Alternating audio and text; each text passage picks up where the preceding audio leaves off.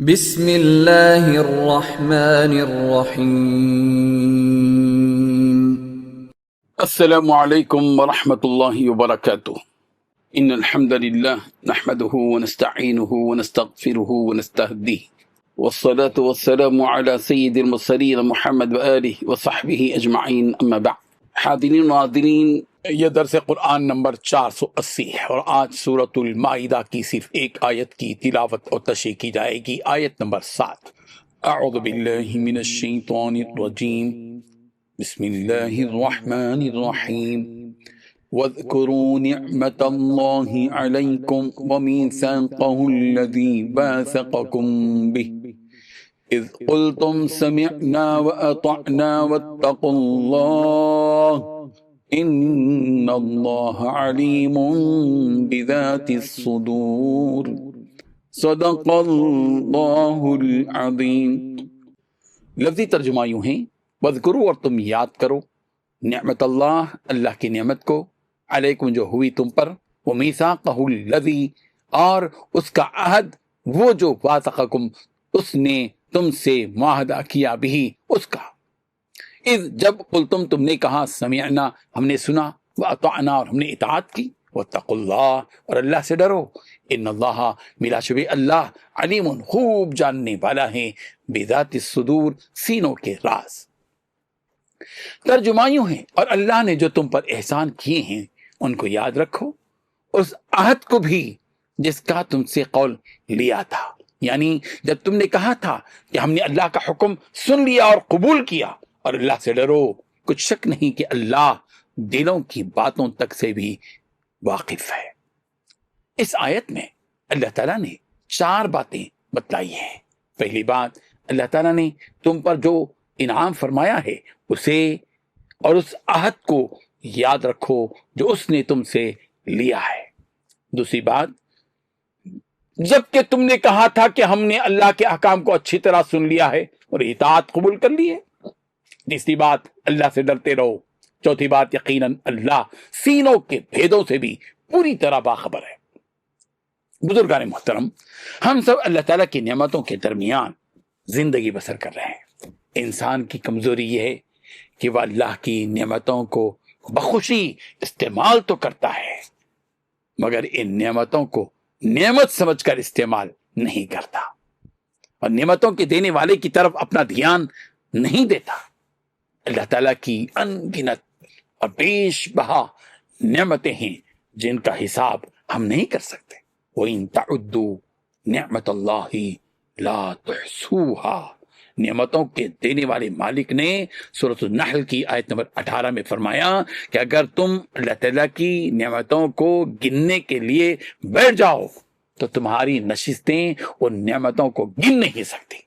اللہ تعالیٰ کی ظاہری نعمتیں بھی ہیں اور باطنی نعمتیں بھی ہیں، جسمانی نعمتیں بھی ہیں، مادی نعمتیں بھی ہیں، روحانی نعمتیں بھی ہیں، نورانی نعمتیں بھی ہیں۔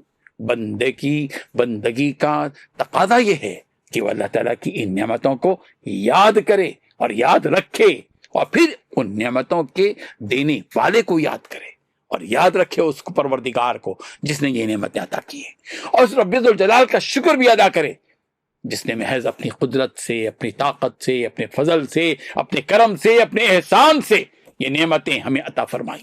اللہ تعالیٰ نے ہماری اوقات سے زیادہ ہمیں نعمتیں عطا کی، ہماری اوقات سے زیادہ۔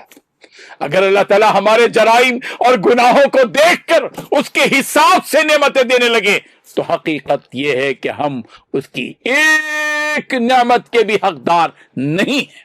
وہ رحیم و کریم مولا، جس کی رحمت اس کے غصے پر غالب ہے، جو حلیم ہے، علیم ہے، بردبار ہے، اس نے نعمتوں کے دیتے ہوئے ہمارے گناہوں، خطاؤں، لغزشوں اور ہمارے جرائم پر نگاہ نہیں فرمائی اور اپنی نعمتوں کا سلسلہ جاری رکھا۔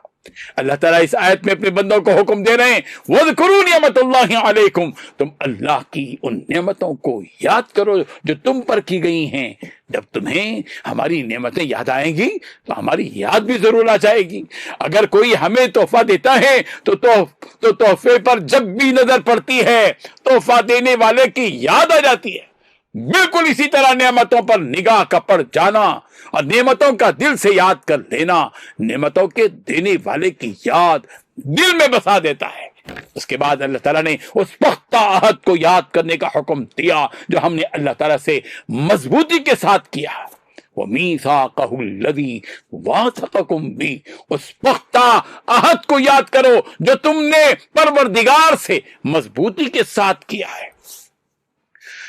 मुफस्सिरीन लिखते हैं कि इससे वो अहद मुराद है जो 13 सने नबुवत को लैलतुल उक़बा के मौके पर रसूल रहमत सल्लल्लाहु अलैहि वसल्लम ने लिया था, जिसका तज़किरा हज़रत उबादा बिन सामित रज़ी अल्लाहु अन्हु की रिवायत में फरमाते हैं कि हमने रसूलुल्लाह सल्लल्लाहु अलैहि वसल्लम से इस बात पर बैअत की कि हम बात सुनेंगे और फरमाबरदारी भी करेंगे, आसानी में भी और सख्ती में भी, खुशी में भी, नागवारी में भी। ये मुस्लिम की रिवायत है।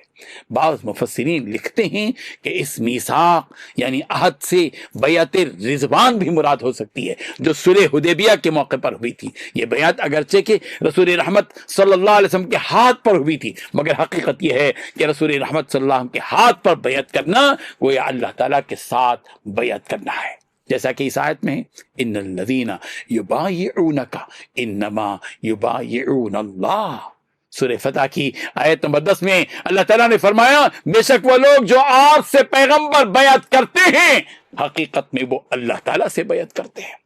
इस आयत के आखिर में कहा गया वत्तकुल्लाह, वत्तकुल्लाह, डरो अल्लाह से, इन्नल्लाह अलीमुम बिज़ाति सुदूर, अल्लाह तबारक व तआला की शान ये है कि वो दिलों के बातों को भी जानने वाला है।